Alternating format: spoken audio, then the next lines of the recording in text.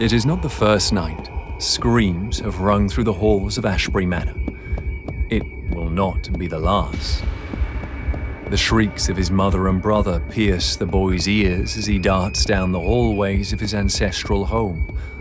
The home of his father and his father before him, a line of fathers, all of them glaring at the boy from their portraits as he runs, his bare feet muffled by the thick carpets.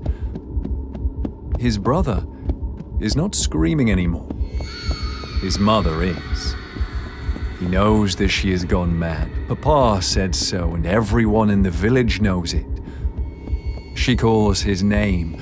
The boy wants to go to her, but he remembers the terror in his brother's face as she yanked him from his bed in the nursery. And so he scrambles under a heavy table in the hallway to hide. The creature that had once been his mother lurches into view, words wrenching from her throat in such anguish they are unintelligible to boys' ears. She carries a knife in one hand, its blade sharp and wicked. The boy crouches in the dark as the woman in white searches for him, and he has the strangest feeling that the shadows around him are deepening, as though the house itself is trying to hide him, to protect him. He hears her mutter something and catches his own name, then a glimpse of the knife flashing. For one horrified moment, he thinks she's found him, that she is lunging to him. But it is not the boy she has turned the knife on. And when her blood slowly spreads across the carpet to lap hot and thick against his bare feet, it is the boy who begins to scream.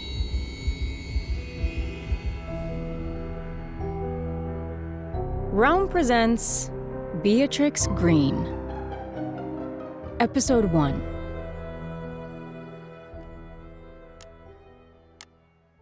It was so irksome when ghosts were late. This particular ghost was meant to be one Mr. Roger Latham, late son of the woman currently sitting in Beatrix's parlour. Her fingers convulsed around a black handkerchief. Perhaps he is not coming, Mrs. Latham suggested, her voice almost a whisper, as though she were afraid of scaring off the ghost of her son, who had been lost at sea for more than a decade now. Beatrix glanced again at the parlour door, waiting, listening. No footsteps, no low moans, no Roger. Bollocks. Beatrix lowered her head. I sense his presence, Mrs. Latham. We must simply be patient. And never work with bloody actors again. Roger Latham, I summon you forth, Beatrix called, raising her voice, and next to her Mrs. Latham flinched before lifting a black handkerchief to her lips. Even in the dim light of the candles, she could make out the stitched initials on the dark cloth. RSCL. Roger Simon Chumley Latham. A little sting went through her. Beatrix rarely felt guilt for what she did. Her clients may leave her parlour with lighter wallets, but their hearts and souls were lighter as well. She was providing a service. It was a service provided by others as well, of course. The showier types with their rattling tables and flickering lamps. She didn't fault them for it. There were so few ways for women of their class to make money after all. But Beatrix Greene had made a name for herself by acting like a proper young lady with the extraordinary talent of speaking to ghosts. She gained the trust of her clients, almost all of whom were women, this way. It's why she took such care with her parlour. It was a genteel space of light colours. There was no black lace, no crystal balls, no stuffed ravens perched on the mantelpiece. She herself wore plain dresses, white gloves, her hair neatly pulled back from her face. This look had served her well. It was inconvenient, then, when she had these little moments of, if not shame exactly, but something akin to regret. Abandoning all hope that Roger might appear, Beatrix lifted her head, fixing her gaze on the far wall where her floral wallpaper had begun to peel up slightly. "He is here, Mrs. Latham," Beatrix said, her voice low. "But he cannot speak." "Why?" Mrs. Latham cried. "Roger, please, let me see you." "Roger is content where he is in the afterlife, so it's harder to pull him through to us. But I can hear him," Beatrix replied, already filing that explanation away for future seances. "Roger says that he loves you very much." Her words were halting and slow, as though she were trying to repeat something heard from a great distance. "And that he is sorry. That you were right. He never should have left England on that ship." Mrs. Latham let out a sob. "He belonged at home with me." So much of Beatrix's success lay in reading people correctly, and she'd accurately sensed that Mrs. Latham was the type who'd object to her son taking to sea. She nodded, remembering the photograph of father and son that Mrs. Latham had shown her at the beginning of the visit. "His voice is very faint, but he wants you to know that he did not suffer.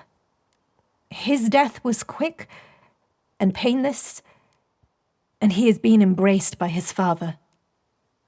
"Oh, Roger." Beatrix lifted her head to see Mrs. Latham still staring at the wall, her eyes wide with the fervent belief Beatrix had seen so many times. "He is gone now," Beatrix said. She let her hand tremble as she reached out for Mrs. Latham's. "I hope that was some comfort to you." Mrs. Latham's eyes were shining as she nodded, her fingers curling around Beatrix's. "Quite, my dear. Quite." A quarter of an hour later, with Mrs. Latham gone, Beatrix was putting a neat pile of pound notes into the lockbox she kept hidden in a basket of knitting. She had not charged Mrs. Latham as much as she had originally suggested. She was not sure the woman could truly spare it, and in the end, Beatrix had not been able to provide the experience she had promised. Sighing, she looked around her parlour. She couldn't keep giving in to these little moments of charity. Her flat was beginning to look a bit shabby, and she felt painfully aware of how tenuous it all was. This life she had wrested for herself out of nothing. Beatrix turned the key in the lockbox, just as a banshee shriek came from the hallway. "Mother! Mother, I have—" "Shut your bone box, Harry," Beatrix said as she turned up the gas lamps. The room brightened and Harry Smythe, out-of-work actor, stepped into the room, his dark hair slicked back from his handsome face, his clothing soaked. "What? Has she not arrived yet?" "Been and gone," Beatrix answered, then studied him for a moment. "Did you jump in a rain barrel?" Harry grinned. "A nice touch, eh?" Moving further into the parlour, he made to sit on her sofa, but Beatrix quelled that impulse with one look. "You said the fellow was lost at sea, so I thought it would add a certain realism," Harry answered. "What it's adding," Beatrix replied, "is several water stains on my rug. And besides, she wasn't meant to see you, Has, only hear you." Harry glanced at his feet before offering another one of those cheerful smiles that had both helped him get away with far too much in life, and made him the most wretched Hamlet she'd ever had the misfortune to see. She'd met him years ago when he was performing at a cheap theatre, and he had become the closest thing she had to a friend these days, or even family. Beatrix's parents had died in a theatre fire when she was 10, and Harry had lost his army captain father to malaria in Kashmir. His beautiful Punjabi mother had died of illness on the ship to England. He'd arrived in London an orphan. Like her, Harry knew what it was to make your own way in the world, and she valued that. She just didn't plan on hiring him again. She had thought he might be helpful to her profession, but tonight reminded her that she was better off depending on herself, and only herself. It was, after all, what she had always done. Being a medium afforded Beatrix a certain degree of independence and financial security, but it also drew less savoury attention, and the more she could minimize that, the better.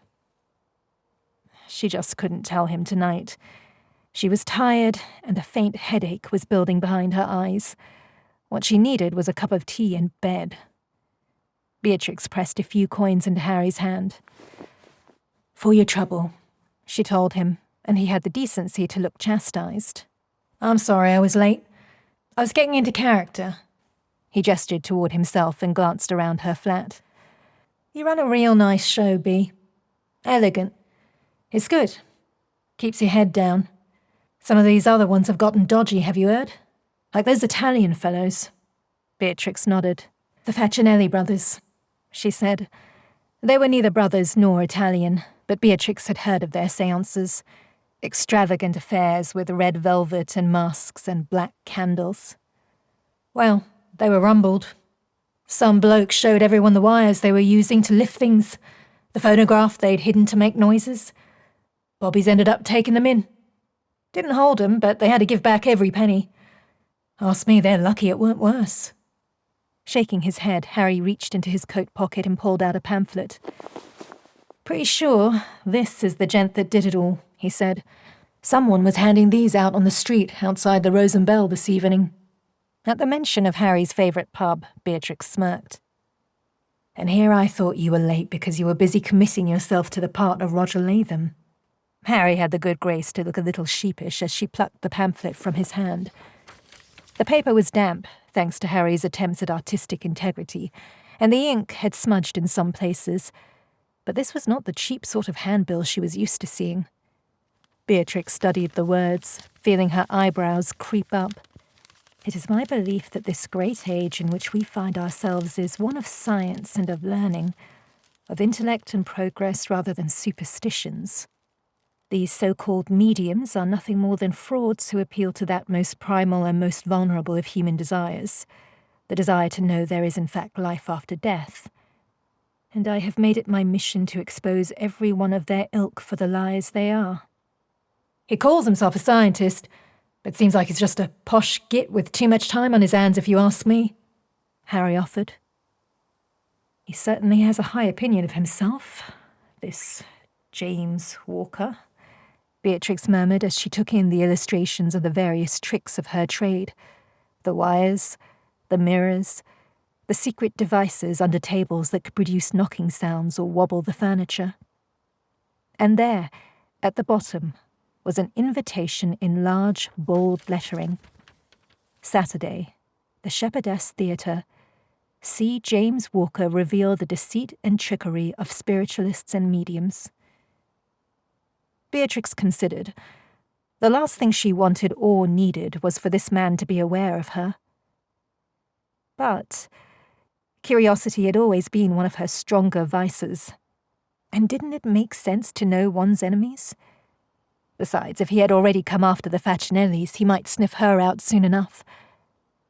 Better to get ahead of things. "You think he's serious with all this?" Harry asked, nodding at the pamphlet.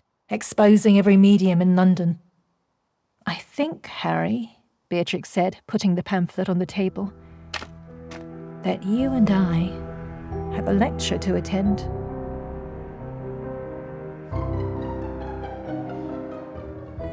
She's here. James was halfway through his lecture, demonstrating how a bare foot on a wood floor could sound like a ghostly knock when he spotted her. She sat near the back, next to a dark-haired man in a rather shabby suit, a slightly mocking smile on her face. He felt a surge of satisfaction that had nothing to do with the audience's applause. Beatrix Greene had come to him. Finally.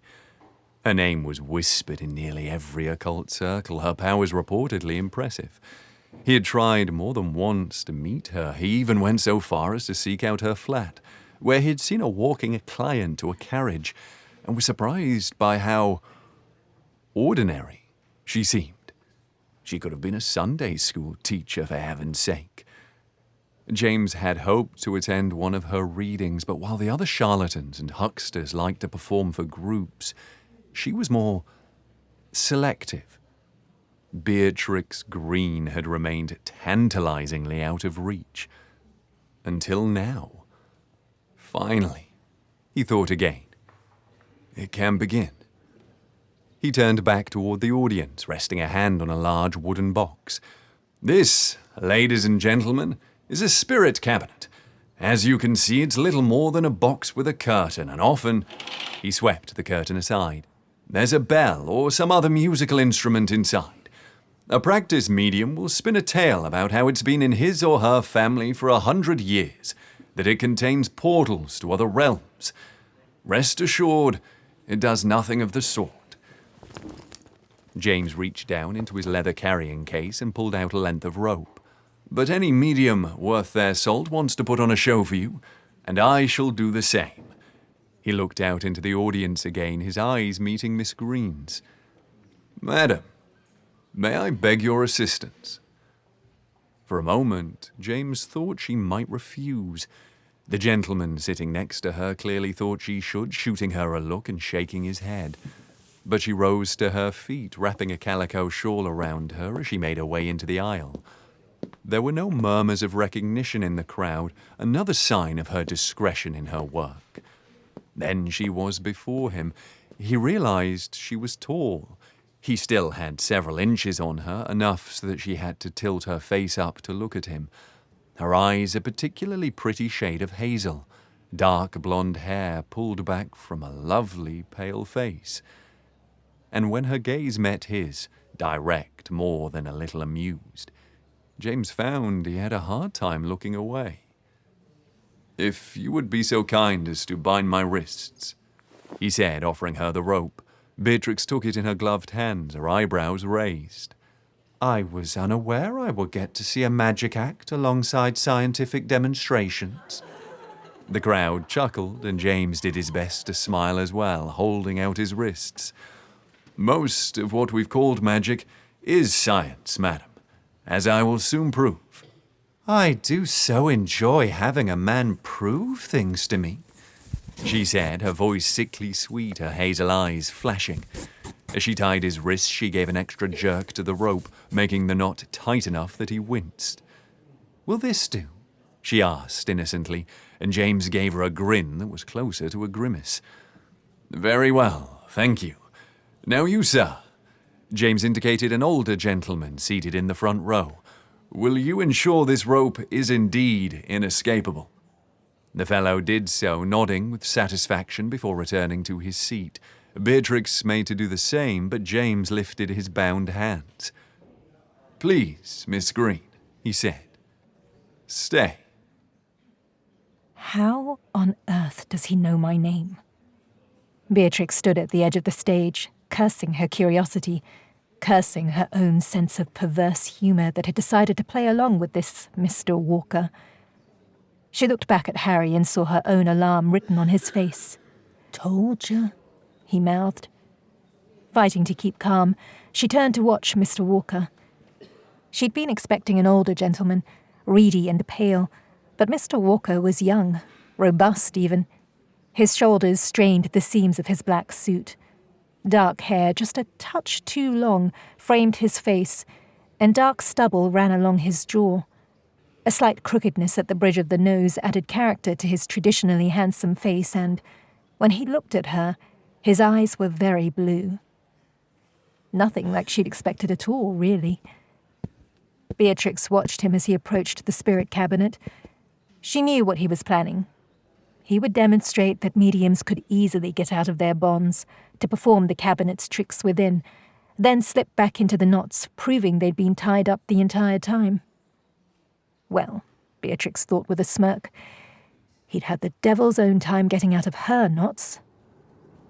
Although once the rope was tied, she frowned. The knot she'd created was not one she'd used before, not one she remembered learning. Complicated looping. A sailor's knot. How odd. The candles snuffed out, plunging the stage into gloom. Mr. Walker entered the cabinet, and the curtain closed behind him.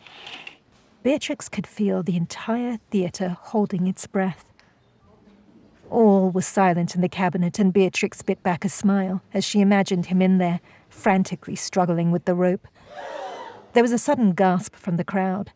A hand appeared to be floating in mid-air, just to the side of the curtain. "So you're a showman too, Mr. Walker."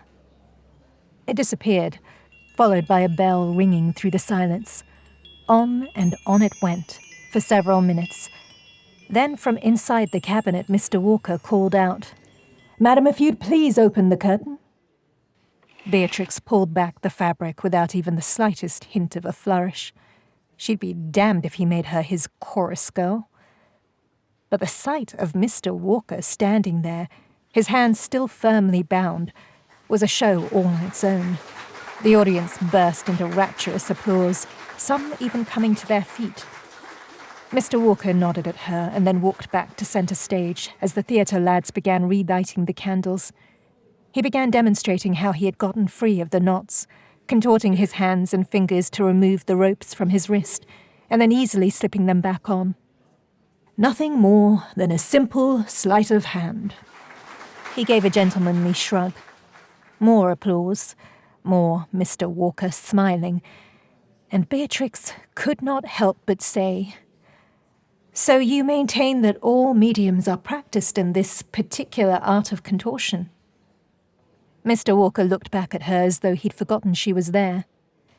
"It's hardly contortionism," he began, "and if you think it is more believable for one to speak with the dead in a box than to slip out of rope bindings, I have nothing to teach you."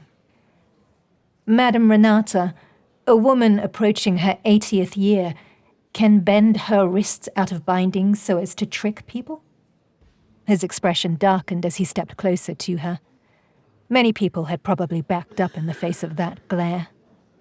Beatrix did not. "Madame Renata is much sprier than she appears, I assure you." There were chuckles from the crowd, but Beatrix did not mind them. Instead, she stepped closer, the toe of her boot brushing his, and looked calmly into his face. "I do not believe I asked to be taught, sir. I simply think proving someone could do these things does not prove they are doing these things. And science should, I believe, strive to offer firmer proof than that." She'd expected him to glower, but instead something near a smile tugged the corner of his mouth.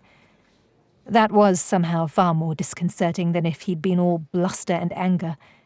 And it was the oddest thing, standing there in the middle of a bloody stage with him, a whole crowd of people watching, yet feeling as though it were only the two of them. "You hardly strike me as the scientific type, madam," he said, his voice low, blue eyes flashing. "Funny, sir. I was about to say the very same to you." And with that, Beatrix returned to her seat.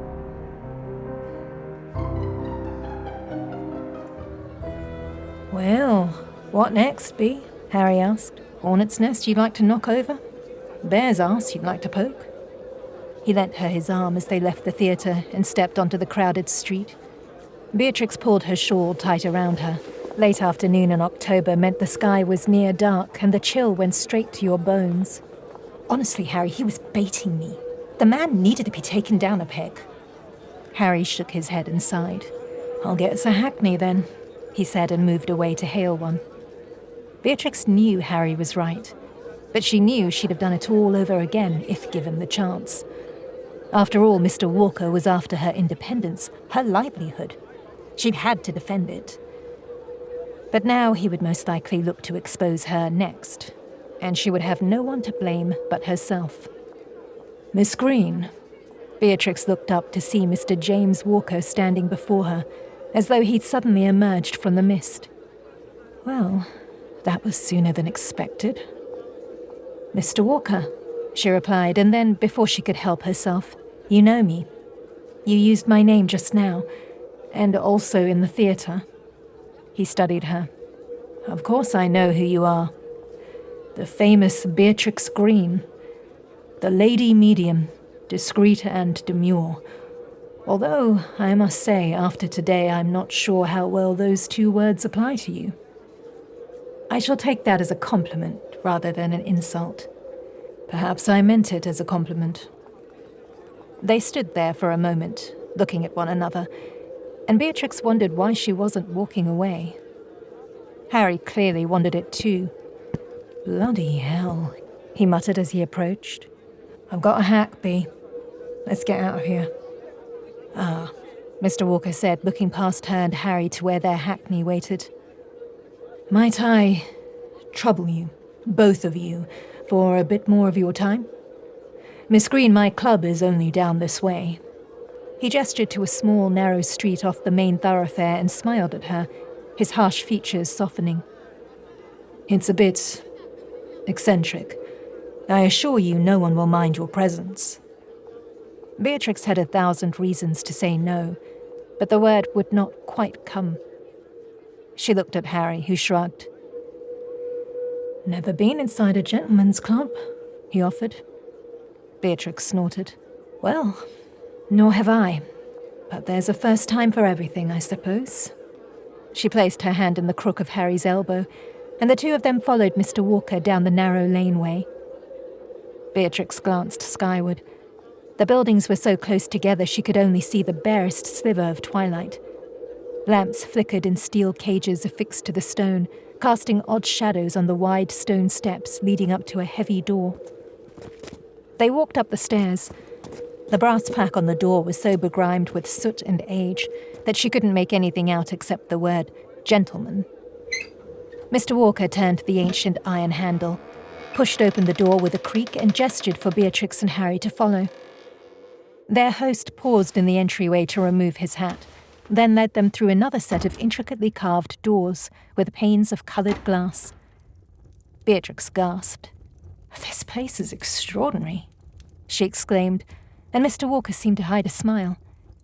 There were several fireplaces, and a collection of swords glittered in a circle above the largest. A massive painting of a fierce lion roared at her from one wall, so lifelike that for a moment it seemed real. On the far side of the room, a statue of an elephant towered over its surroundings. Suits of armor stood along a wall that appeared to be made almost entirely of some hammered metal. True to Mr. Walker's word, Beatrix was not the only lady present. She saw several, some dressed as simply as she was, others in confections of velvet and silk, and one dressed in a suit very like Mr. Walker's own. No one stared as Mr. Walker led her and Harry to a table near the back, ringed with large wingback chairs, but a young man did cry out, "Jimmy!" Mr. Walker grinned, raising a hand to greet the newcomer. "Eric, you rascal. I thought you'd gone back to New York." "No, I don't leave for a few days. I saw your old friend Stanhope at the club the other night." The young man seemed very young indeed, perhaps still a teenager, his dark curling hair accentuating a youthfully rounded face. "I am Harry now, remember?" the young man said, and Beatrix detected an Eastern European accent. "Ah, yes, Harry," Mr. Walker said, clapping the young man on the shoulder. "But as this fellow is also Harry," he said, nodding at Beatrix as Harry, "perhaps for tonight you might remain Eric. Join us." He nodded at the table and Eric shook his head. "Other matters to attend to tonight, my friend." Raising his gaze to Beatrix, Eric gave her a wink. "Be on your toes with this one, madam." With that, he turned away, and Mr. Walker shook his head as he watched him go. Lord only knows what he's off to get up to, or into. He gestured for Beatrix to walk in front of him as he added, "Last time I stayed here at the club, he'd locked himself into the coat cupboard for a good 5 hours.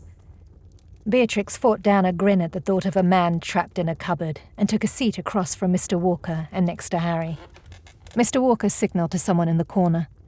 "I'm drinking whiskey tonight," he said. "For you, Miss Greene?"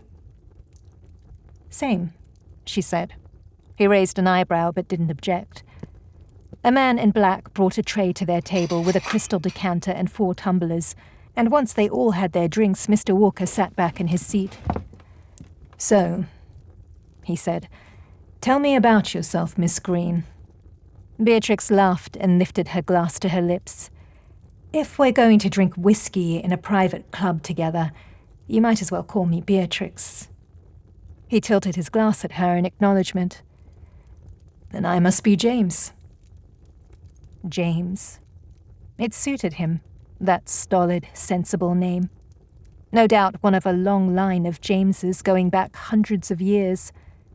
Men like him always had those kinds of roots. Deep, long-lasting, inviolable. What a life it must be to be such a man. In that case, James. After the whiskey was delivered to their table, Miss Greene, Beatrix, sat back in her chair. There was something scandalous about the sight of her dark-gloved hand holding the glass of whiskey, the incongruity of her simple frock against the velvet of the seat. "Do you know, James," she mused as she studied him, "I think you and I are not actually all that different." James swirled his whiskey. "And how do you figure that?" She was watching him with those hazel eyes, and James fought the urge to shift in his seat, aware that her friend Harry also scrutinized him.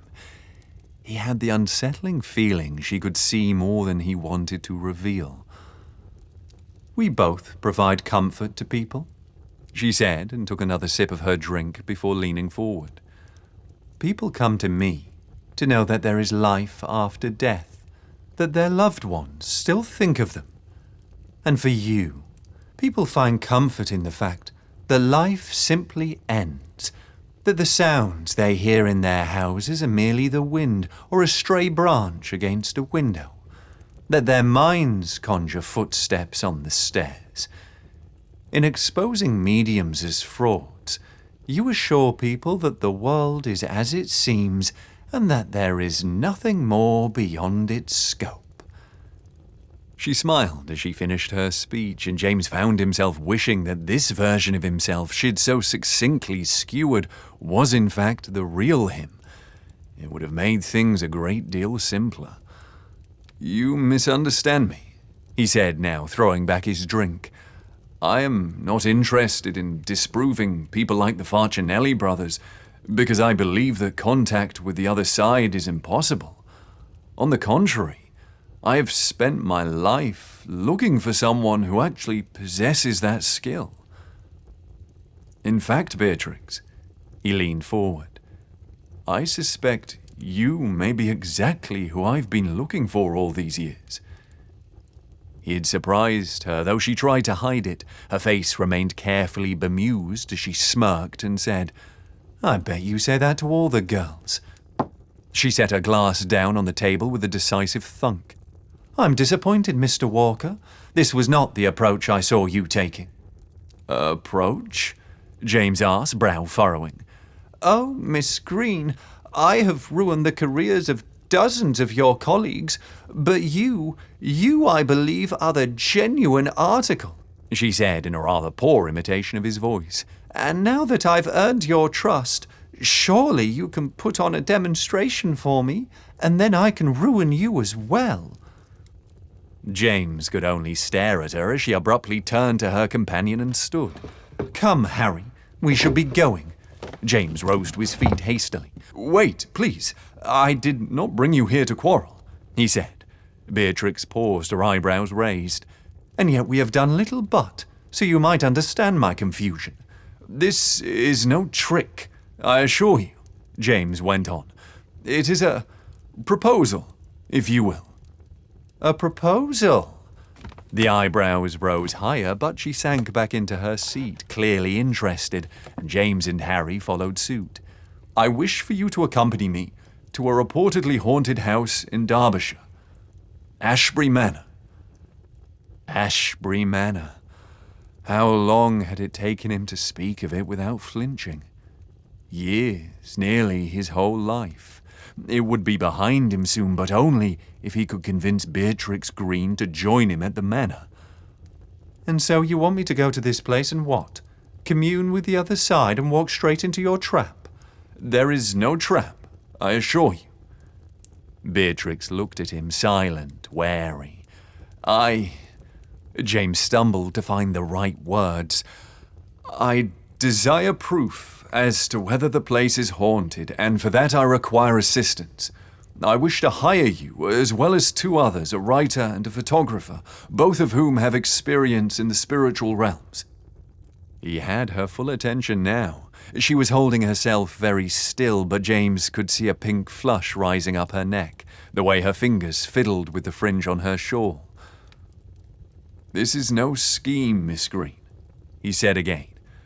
"I wish to hire you, and you will be fairly compensated for your troubles." "How fairly?"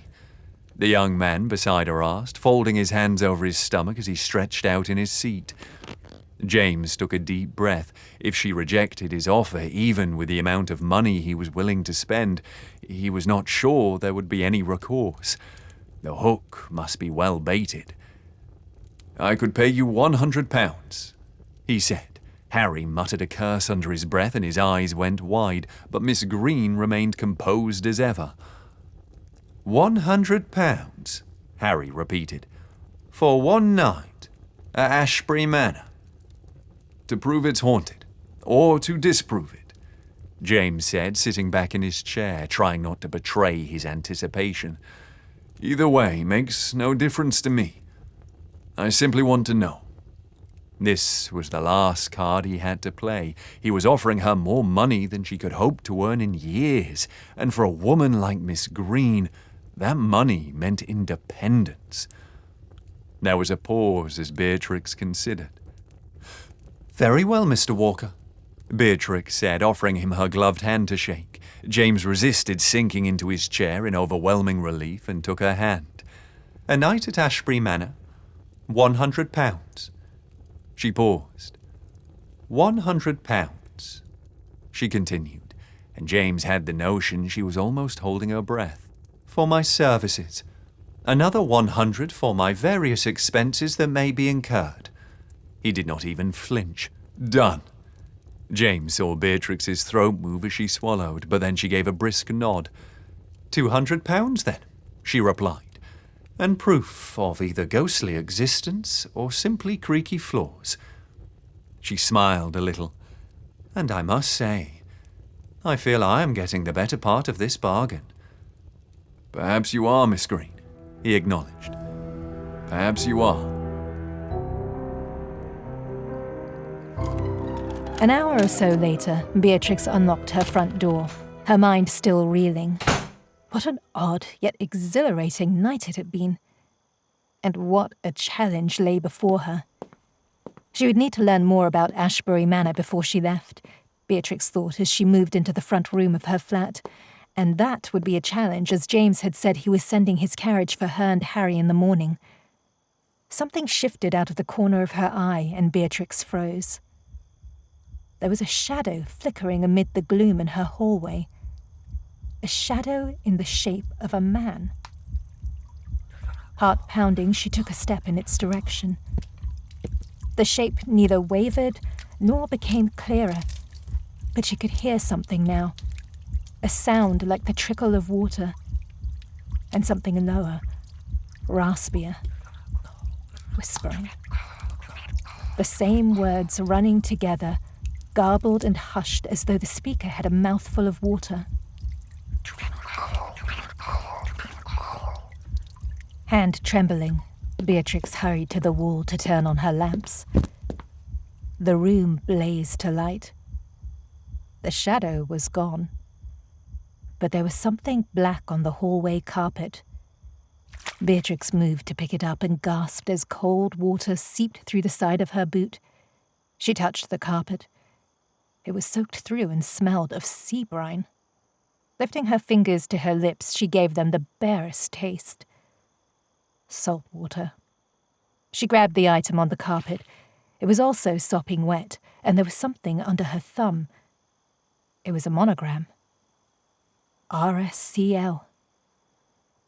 This was Roger Latham's handkerchief. Roger Latham, who had been lost at sea. Roger Latham, whose spirit she had fraudulently summoned only the day before. Her fingers suddenly numb, Beatrix let the handkerchief fall to the floor. She rose on shaky legs. "Stop this," she chided herself, feeling silly for speaking aloud, but the sound of her own voice comforted her. Her mind surged with rationalities. Mrs. Latham had no doubt accidentally left the handkerchief behind. Perhaps there was some sort of leak in the building. Such things happened. Yes, that must be it. But later that night, as Beatrix lay in her bed, eyes focused on a damp spot on her ceiling, the guttural words she'd sworn she'd heard echoed in her mind. Do not go, do not go, do not go, do not go, do not go, do not go, do not go. Like a chant? No, not a chant. A warning. You're listening to Beatrix Greene, narrated by Shiromi Arcerio and Alistair Austin. Produced by Realm, your portal to another world. Realm. Listen away. Beatrix Greene is written by Rachel Hawkins, Ash Parsons, and Vicky Alvear Shecter. It is produced by Haley Wagreich and executive produced by Molly Barton. Audio production, sound design, editing, and theme music by Amanda Rose Smith, with additional editing by Kaylin West.